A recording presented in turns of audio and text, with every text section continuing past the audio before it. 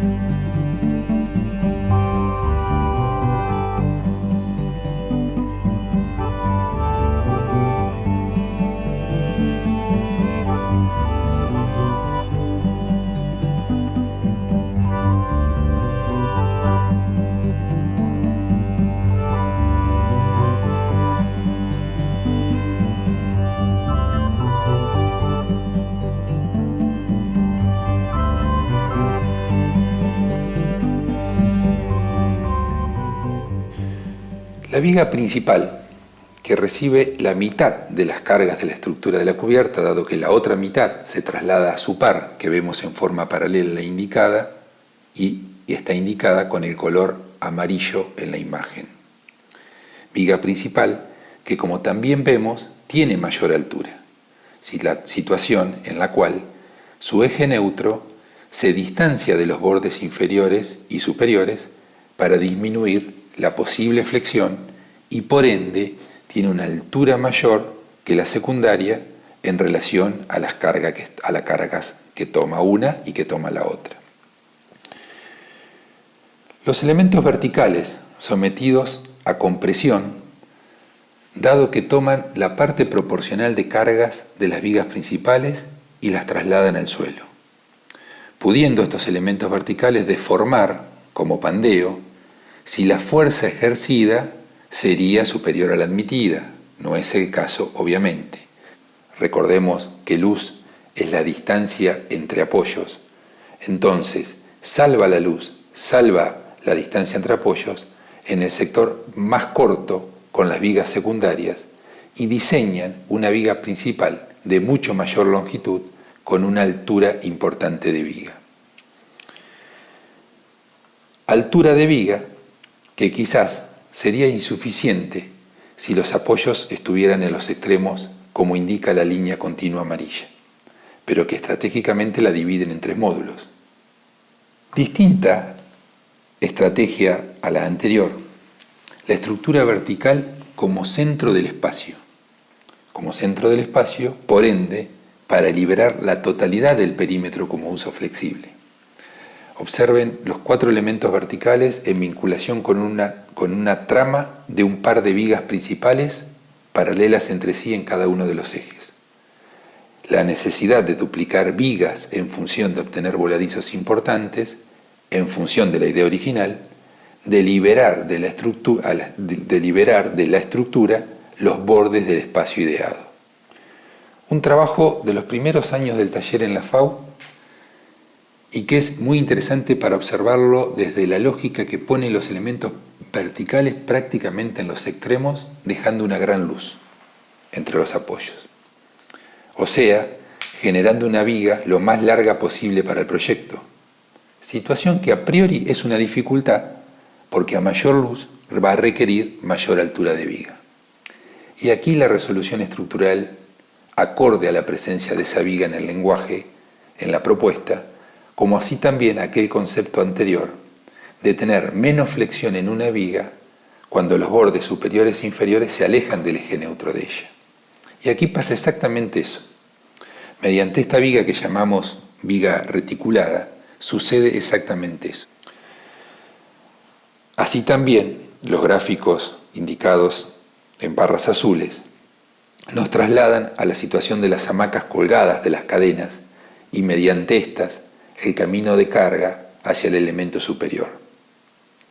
Actuando los elementos verticales no como traslación de cargas al suelo, sino como tensores llevando las cargas hacia arriba, generando esfuerzo de tracción en el elemento tensor y desde este a la viga y esta a la columna, con el esfuerzo de compresión, la misma columna en su vinculación con la superficie.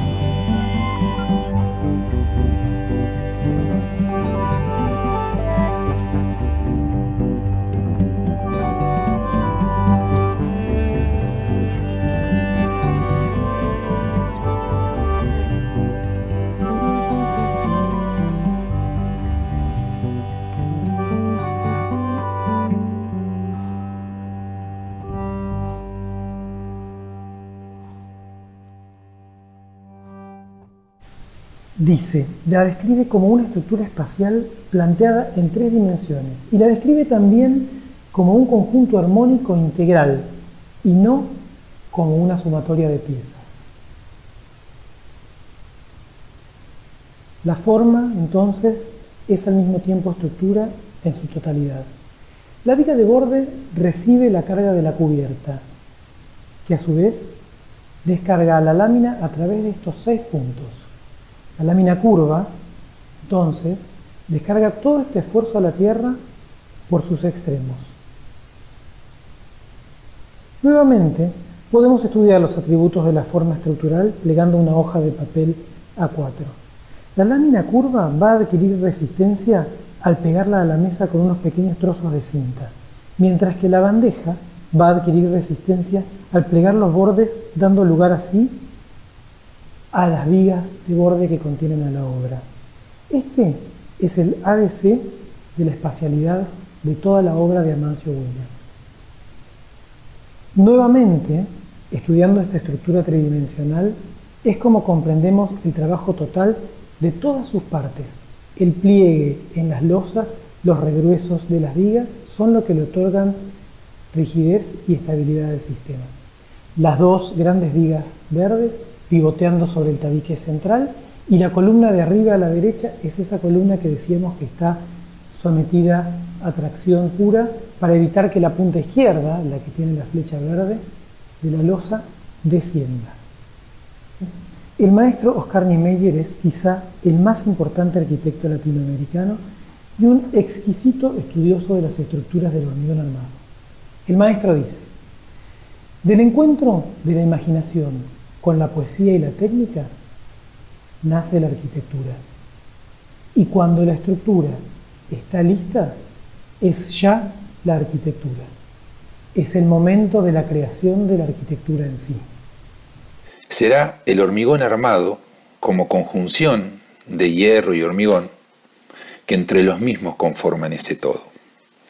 Un todo en el sentido de la estructura que se diseña y se materializa mediante encofrados que van a actuar como molde y con el colado de hormigón donde podemos obtener una estructura que la llamamos moldeable. Desde la lógica que ese molde es diseñado para una determinada forma y por ende también para una determinada respuesta. Situación que mediante el moldeado de partes, en el sentido de los planos verticales, como también de la cubierta, permite adoptar la forma con la cual el edificio se conforma y también se expone como tal. Veremos la incorporación del plano horizontal que ahí está identificado como rojo, en el sentido de su traslación de cargas, o sea, un plano que traslada cargas a la viga como línea. El caso de la casa Bach, del pabellón Bach, donde vemos un plano vertical que traslada sus cargas hacia arriba al plano horizontal, que luego se traslada a la viga y esta, como línea, genera traslación también a un punto, como el caso que muestra la imagen en color amarillo. Y es importante conocer las dimensiones o espesores que podemos predimensionar en el hormigón armado, de la misma manera que lo hicimos con la madera y el acero en el TP1. Y ahí vamos a necesitar conocer algunas cuestiones que les permitan establecer un cierto criterio de proporciones en el proyecto y propuesta que ustedes empiezan a realizar. Hemos conversado largamente qué es luz.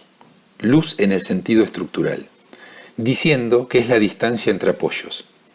Como vemos en la planta de la casa en la barranca, los tramos rojos es la luz de la viga entre apoyos y los tramos amarillos es la longitud de la viga en voladizo desde el elemento vertical más próximo.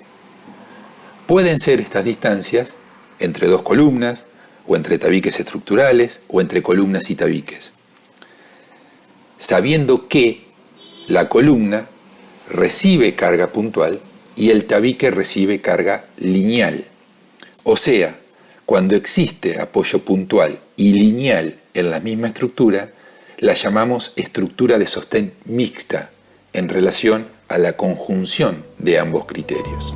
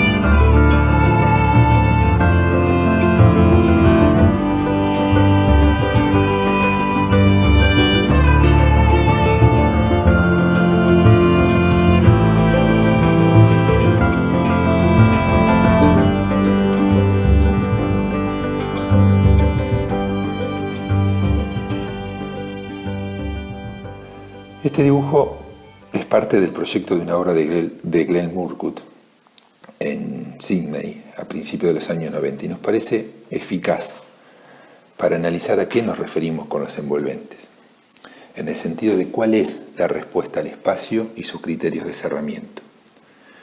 La diversidad de situaciones a analizar que permiten variables y respuestas, como por ejemplo lo que demuestra la imagen. Para el asoleamiento, su ubicación de esa radiación en función del asoleamiento en distintos momentos del año y también la ventilación natural y la relación de los espacios interiores. Observen las distintas situaciones que genera el esquema. Determina su posición con respecto al mayor nivel de asoleamiento posible en su relación de frente-sol, por ende frente abierto, y espalda con menos asoleamiento en el sentido que prácticamente ni siquiera se refleja. Y esa espalda se constituye más que nada con planos verticales cerrados.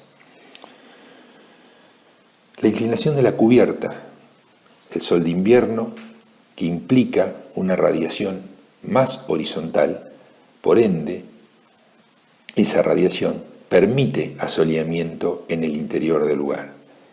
En el sol de verano, menos horizontal y más vertical, complemento de cubierta de techo, fíjense, en la imagen se ve el complemento de esa cubierta de techo horizontal por debajo de la cubierta principal.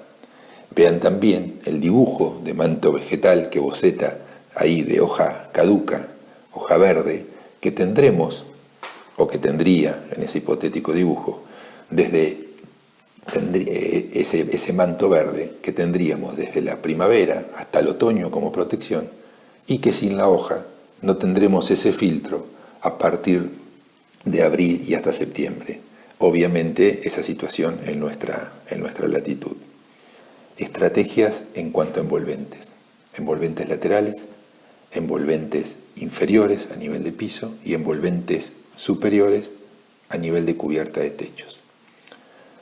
Observen primero el posicionamiento del edificio con respecto a la orientación, en el sentido de hacia dónde se abre y hacia dónde responde de manera más cerrada. Ven un plano inclinado en el lateral izquierdo que permite el ingreso de la radiación solar. El vidrio es un material de los que podemos catalogar dentro de las envolventes ligeras, no tendrá resistencia térmica o prácticamente nula e impedirá el ingreso de agua de lluvia, pero sobre todo permitirá la radiación solar.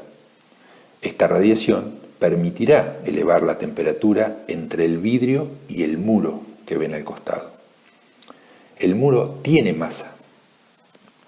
A mayor masa, seguramente mayor inercia térmica. Si tiene inercia térmica, absorberá calor y luego lo transmitirá al espacio interior.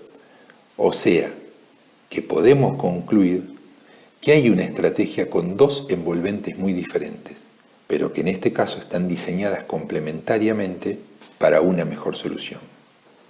Observen en la caja de ahorro de Granada de Campo Baeza la estrategia en generar espesor y por ende distancia entre el borde exterior del edificio y el borde interior, el borde exterior y el borde del espacio interior.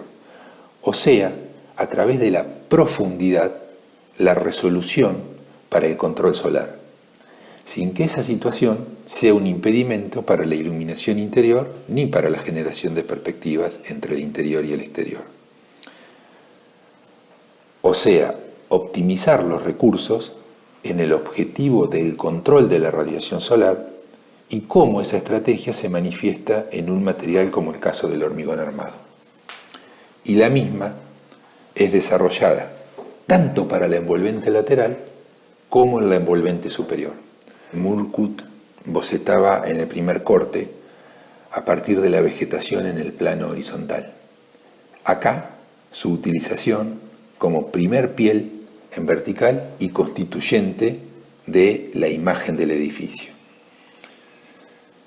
El estudio de ángulo de los rayos solares y la estrategia de doble piel, el manto vegetal y el plano de vidrio como cerramiento hermético por detrás de ese manto vegetal. El resultado en invierno sin la presencia de la hoja y el ingreso de la radiación solar como se ve a la izquierda. Y el verano, o la primavera y el verano, con el manto vegetal como generación de sombra sobre la envolvente vidriada, incluida la lógica de un lenguaje en cada estación del año. Alejandro Aravena, en la obra conocida como Las siamesas para el campo de la universidad, también en Chile, con una lógica de doble piel y un posible control de temperatura entre ambas. La piel de vidrio exterior, que permite la morfología que se ve en la imagen, y la envolvente en un segundo plano en el exterior que genera el cerramiento principalmente opaco del espacio interior. O sea, el vidrio trabaja aislando al edificio del agua de lluvia y las placas de cemento aíslan el espacio interior en su característica material de cierta resistencia térmica que el vidrio no posee. La obra de exaltación de la cruz. Observen la planta, en realidad observen esa imagen que no es una planta pero que la representa, con diferentes situaciones a las cuales responde el envolvente superior. En algunas situaciones requiere aislar de temperatura y lluvia porque responde a espacios interiores. En otra, a semicubiertos con sombra. En otro módulo, a semicubiertos también con sombra y el agua de lluvia, y en otros, ese modelo queda solo con su perímetro para adoptar la radiación solar en ese mismo sector.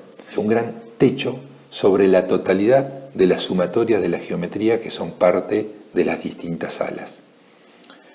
La lógica del doble techo, uno de los efectos de generar sombra para disminuir el impacto de la temperatura. Lo ven en la imagen, que es la cubierta de techo de las salas, que se utilizan como paseo y como mirador a una quizás de las zonas más interesantes de la ciudad. Y la envolvente propia de cada sala, mediante la cual se genera un cerramiento específico del lugar y de la relación interior y obviamente de la relación interior y exterior. Parasoles horizontales conformando un primer plano como esta obra también de Klotz. En el lateral que requiere proteger respondiendo a la orientación. Y recuerden el boceto de Murcutt que la inclinación de los rayos solares es acorde a la orientación y también a las estaciones del año. Cuando la orientación es norte, que el ángulo de la radiación es mayor, voy a necesitar que la protección esté en sentido horizontal, para que mediante la profundidad del elemento horizontal y la distancia entre pieles, tener mayor profundidad y por ende tener el efecto de la sombra. En cambio, ahí se ve mucho mejor ese efecto de las sombras y esa lógica de las dos pieles. En cambio, si esa orientación es oeste o genera una radiación menos vertical y más horizontal, en las líneas horizontales como parasol no tendrán sentido, porque no serían un plano que se oponga, como sí lo pueden ser las lamas o los elementos verticales. Y ahí, en esta imagen, el ejemplo de lamas verticales y giradas en su eje que utiliza Luciano Krug en Pinamar, donde a una radiación desde el oeste que prevalece en el sentido horizontal le responde con lamas verticales. O sea, cuando tengo una radiación solar que prevalece en el sentido vertical, las lamas son horizontales.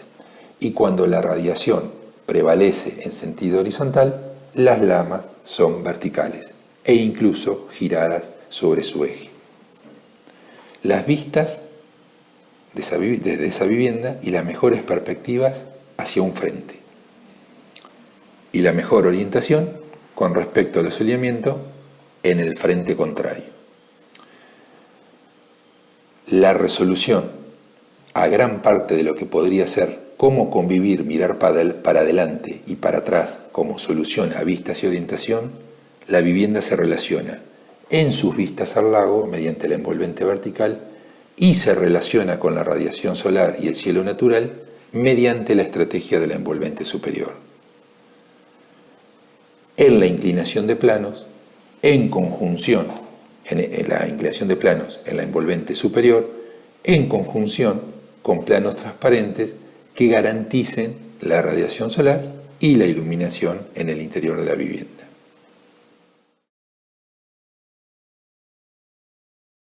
Que el espacio arquitectónico debe aportar una determinada jerarquía y debe ser una respuesta a una ideación, a una argumentación, y veamos en esta imagen cómo exactamente o prácticamente con las mismas piezas o con la misma descomposición de lo que simplemente podíamos entender como una caja, empezamos a comprender distintos tipos de situaciones en función a un criterio o a una búsqueda con ese espacio, en donde la materia nos definía la relación entre el adentro y el afuera, y ahora, sin reconocer inclusive cuál es la dimensión material de cada una de las partes, empezamos a reconocer el comportamiento de la sumatoria de elementos en la conformación de espacios.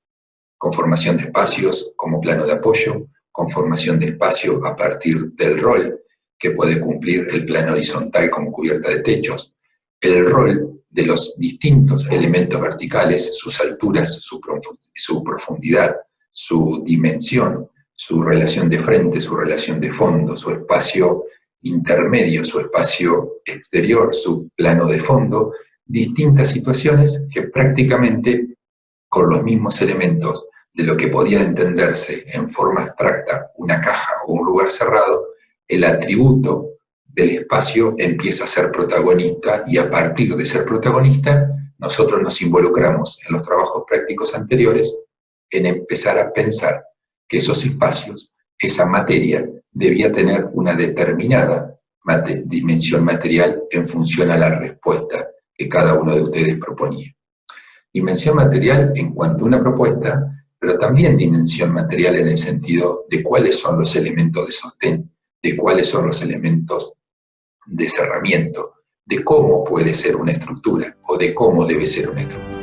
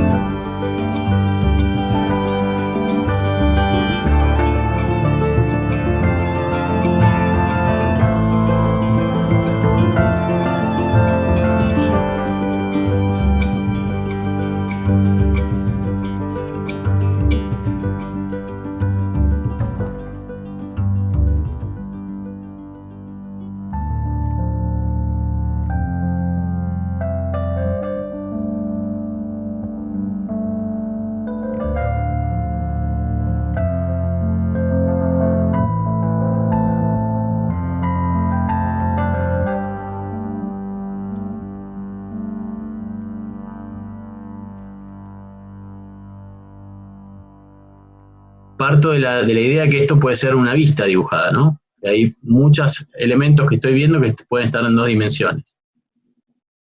¿Sí? Alguna porción, si quieren, para mostrar algún detalle de cómo sale esta losa sobre el parque, por ejemplo. Esta foto es la que no habría que hacer. ¿Saben por qué? Porque pasa lo siguiente, miren, vamos a esta. Esta foto, cuando yo les digo que está pensado desde que está concebida desde un sistema de 2 dimensiones, es porque los elementos horizontales son horizontales. Los elementos horizontales son horizontales. Y los elementos verticales están tomados de manera vertical. No hay una fuga extraña en todo eso. Después existen las fugas propias de la perspectiva, ¿no? Estas. Pero los elementos verticales y horizontales no pierden esa condición en la foto. Me interesaba mostrarle porque él puso el teléfono dentro de la obra, mostró el tamiz que generan esos parasoles y puso una figura humana. La foto esta tiene valor por la figura humana, ¿sí? Cobra relevancia con esa figura, ¿sí? Le da escala, no sabes si esto no sabes si esto mide 3 o 6 metros.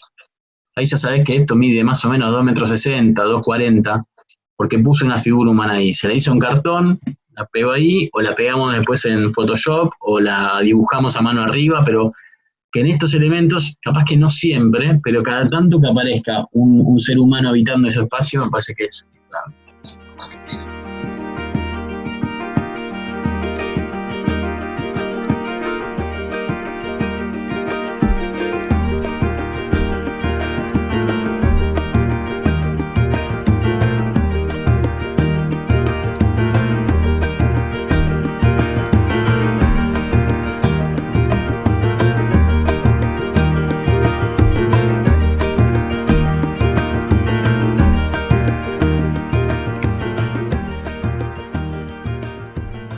El primer paso es un poco intuitivo, más o menos a qué distancia está la columna.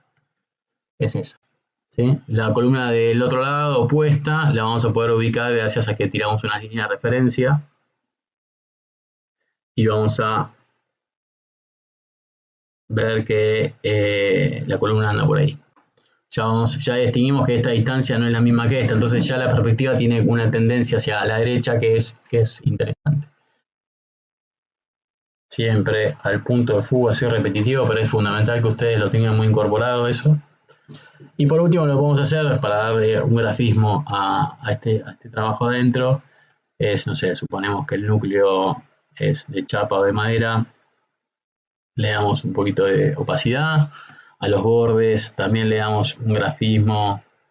Y hay uno que está buenísimo, pueden hacer, es uno que aparezca acá atrás, que cuente la transparencia del vacío. Dibujamos otro y vemos la copa por allá atrás. Entonces el vacío cobra relevancia. Sabiendo qué es lo que vamos a dibujar, dibujando un corte sintético del trabajo, dibujando la línea de horizonte a la altura de los ojos del espectador, líneas de referencia que nos ayudan a mantener la perspectiva todo el tiempo de lo que estamos dibujando. Remarcamos las cosas que queremos remarcar, remarcamos la figura humana también, le damos algunos grafismos a las superficies interiores sobre todo, y el horizonte y la vegetación ayudan a entender dónde estamos.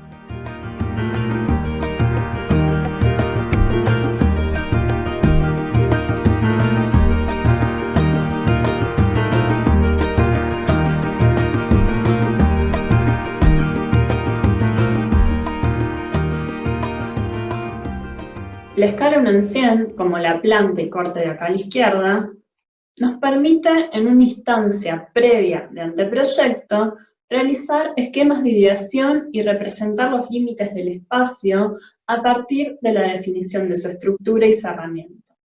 La escala 1 en 50, como la planta y corte de la derecha, es utilizada para la instancia de proyecto y documentación de obra, ya que empezamos a darle una mayor definición material a la representación. Podemos distinguir con mayor precisión los espesores, medidas y características físicas de los distintos materiales, como en este caso, este tabique de hormigón armado, que se distingue claramente de lo que son estos parasoles de madera, materiales más livianos.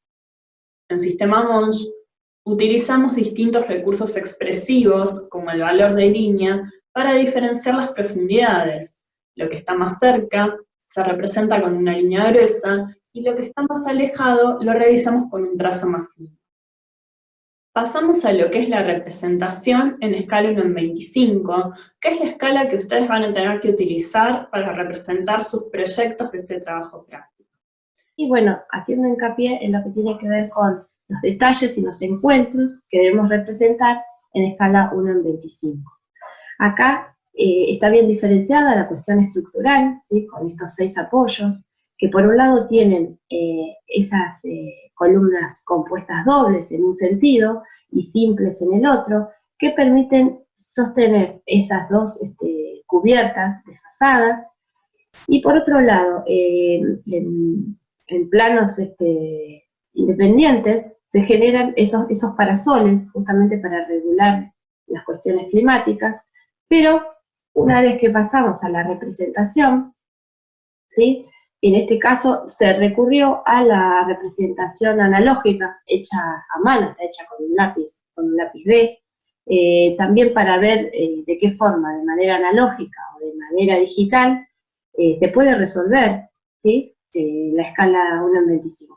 En este caso, si vemos, hacemos a la foto, si vemos en realidad la cuestión que veíamos recién en la planta, estamos haciendo un corte a esta altura, con lo cual, ven, si yo corto esta columna a esta altura, voy a cortar, voy a seccionar en esa parte. Lo de arriba desaparece, y en realidad lo que veo en vista es este tramo, ¿sí? Ese tramo de la columna, al igual que este pedacito y al igual que en este caso es simple. Justamente lo que vamos viendo en estas cuestiones es que empiezan a aparecer definiciones de secciones, definiciones de terminaciones, de encuentros entre lo que es esa chapa que vemos ondulada con las vigas secundarias, pero a su vez cómo cierra en este punto. En el caso de la plataforma elevada que tenemos, justamente cómo se encuentra esa columna doble con esa viga ¿sí? Principal, pero a su vez tenemos las otras vigas secundarias que serían las que estaríamos cortando y que estaríamos visualizando de manera más oscura, al igual que en el entablonado. Entonces, son cuestiones que en realidad ya empiezan a aparecer en esta definición en 1 en 25. Vemos acá el tema de los parasoles, esos que veíamos con el sistema pivotante, ya se ven, ¿sí? ciertas diferencias, ¿sí? de altura y demás, aparecen en algunas partes de los sistemas. Digamos, la escala amerita que haya una mayor definición de algunos elementos.